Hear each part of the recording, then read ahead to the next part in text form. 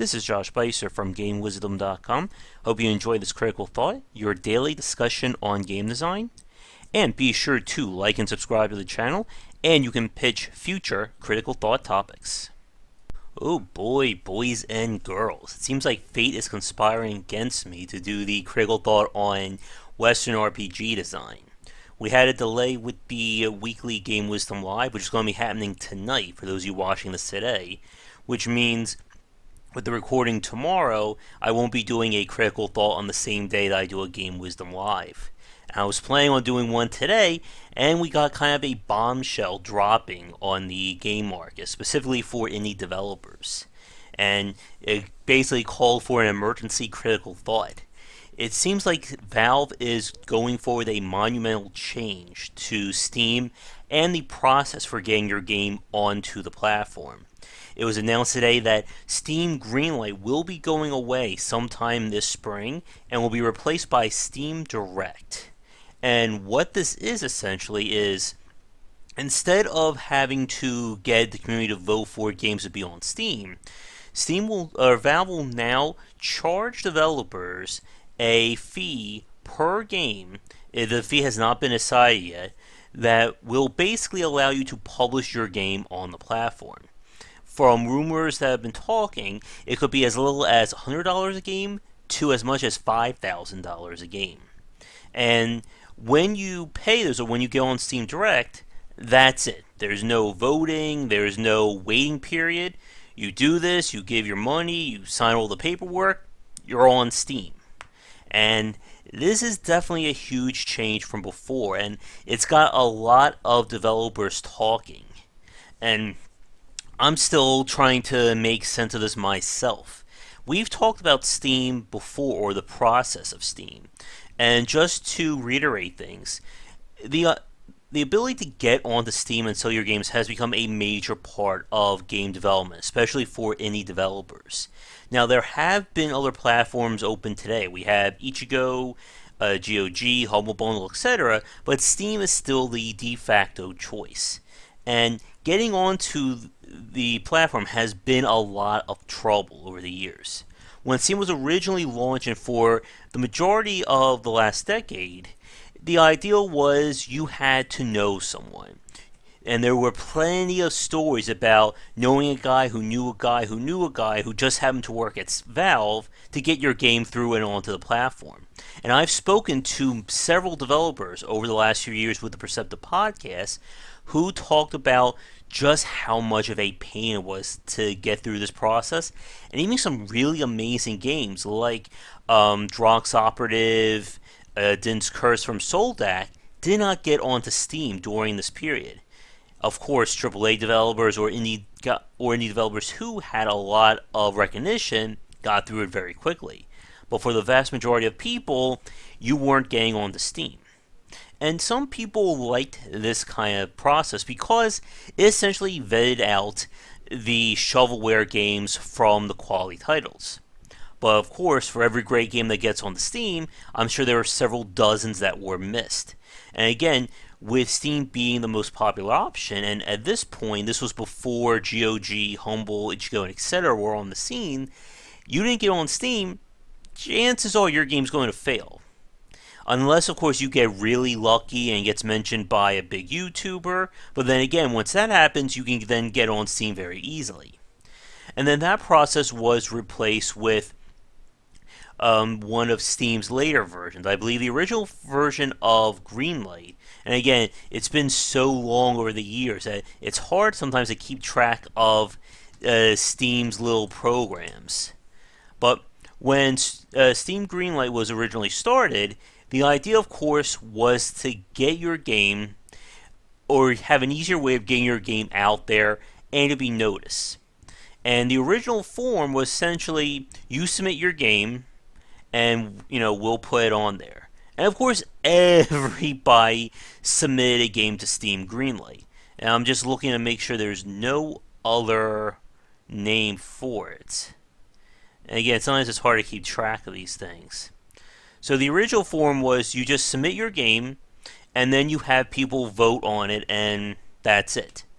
But of course, like 1 week into that, they were getting flooded with all manner of games, and I'm sure even more shovelware. That's what's on there now. And so Steam decided to make it a one-time $100 fee. You pay the fee, and then you can submit as many games as you want to Greenlight, have your community vote on it. You get enough votes, you're on the platform. If you don't get enough votes, well, then you're going to have to try again some other time. And that has worked for the last few years, but it hasn't been perfect, as we've seen with still the number of shovelware games being put on there and how difficult discoverability is.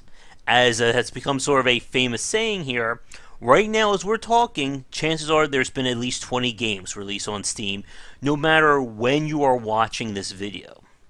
And again, for every great game that gets discovered, who knows how many dozens more games barely make a blip on a Steam.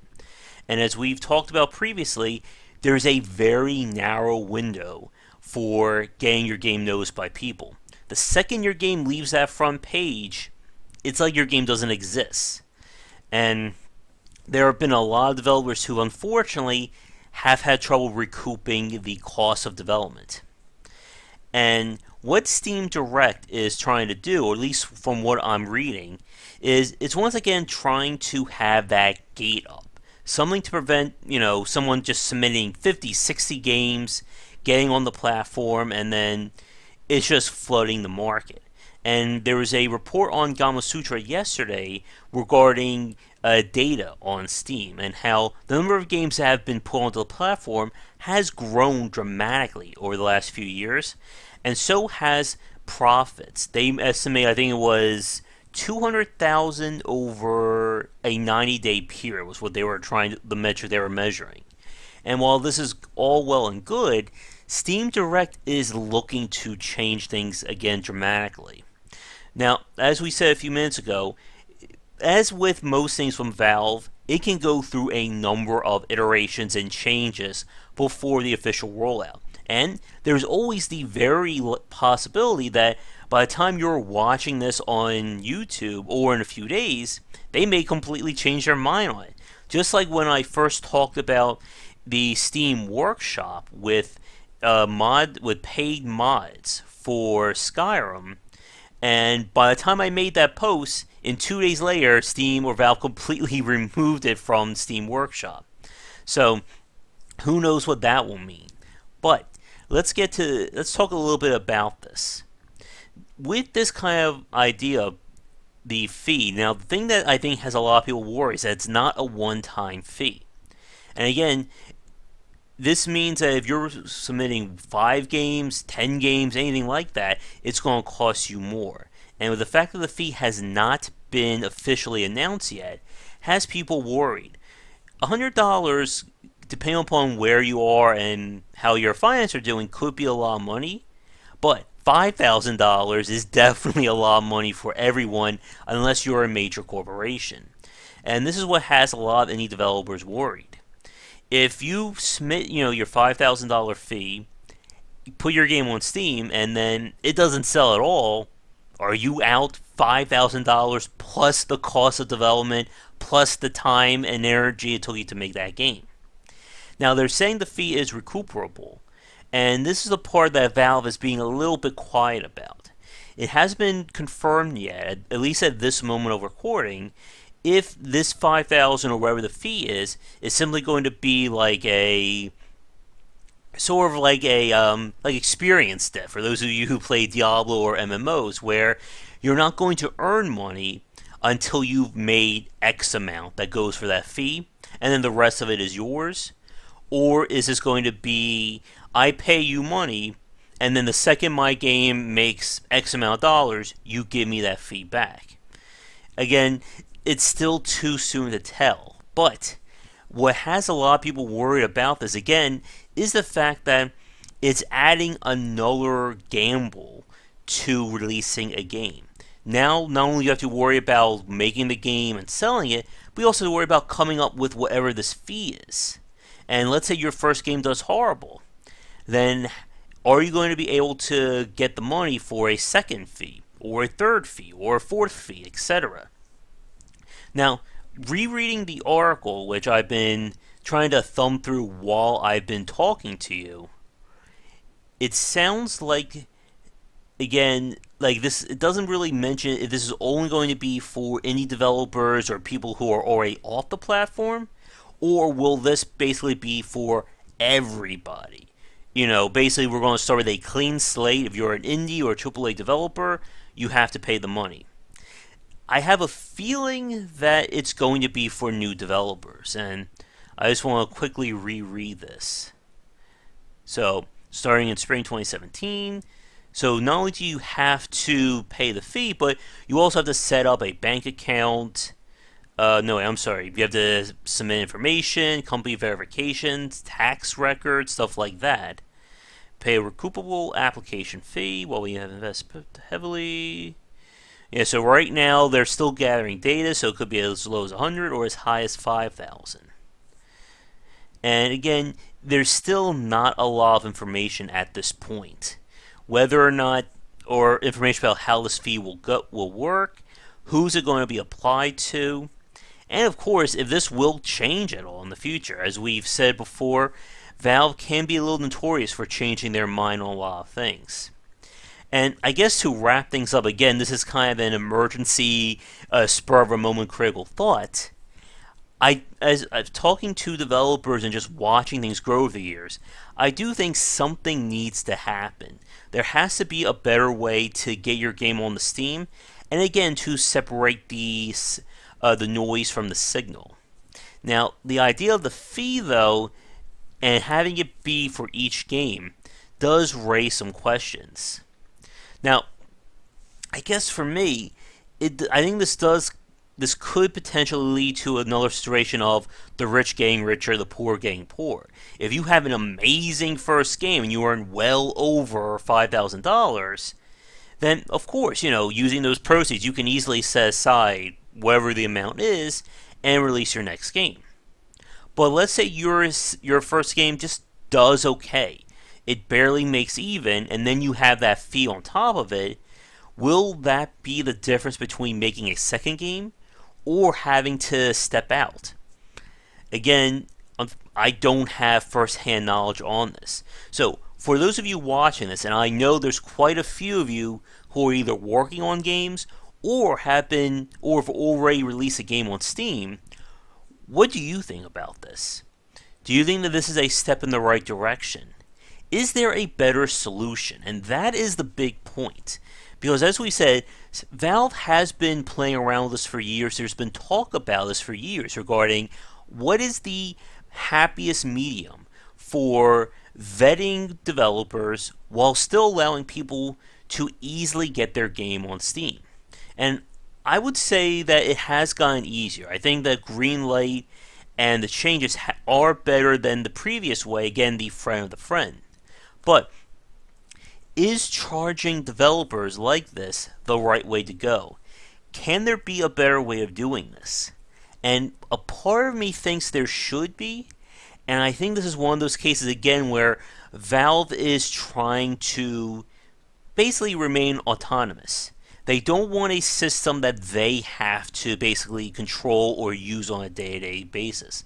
That was one of the things that they liked about Greenlight was it removed them entirely from the submission process. You pay your fee, you put your game up, and then it's just, have people vote on the game. If enough do it, it'll catch your eye. If it doesn't, hit the road. And I think with Steam Direct, I think this is them trying to even make it more autonomous. Just saying, give us the fee, your game's on Steam. And I'm just not sure if in this current form or what was announced today is the best solution. And one last question for you folks watching. What do you think, if things do go forward with having a fee, what do you think is a fair price for it? Again, what they're talking to is a range between $100 to a max of $5,000. Well, of course, things can obviously change. Let me know in the comments below, but we're going to wrap things up here. Thank you so much for watching today's Critical Thought. Be sure to like and subscribe if you're enjoying the content. Tonight we will be doing our weekly Game Wisdom Live on Twitch at 8 Eastern. Be sure to come in and say hi, and that recording will be posted tomorrow. So what that means is there'll probably be some game footage tomorrow and then a new critical thought on Sunday. And hopefully I will be able to do the RPG talk because I've been getting ready for it. But anyway, be sure to check back daily here and on GameWisdom.com where we examine the art and science of games. Once again, I'm Josh Beiser. Have a great rest of the evening, and I'll talk to you again later. Thank you so much for watching this video. If you enjoyed it, be sure to like and subscribe to the channel, and of course share with your friends. It always helps out. For daily posts on all manner of game design and industry topics, check out game-wisdom.com. To support the site and everything that I do, be sure to check out the Patreon campaign. If we can hit goals, it will mean more content for everyone to enjoy, and I'll be able to support myself and my household. If you want to follow me, you can find me on Twitter at GWBeiser for updates throughout the day and random thoughts from me. And lastly, you can find me on Twitch right over there at GWBeiser for daily streams most nights around 10 Eastern. Thanks again for watching the video, and be sure to check out more great content coming to the Game Wisdom channel real soon.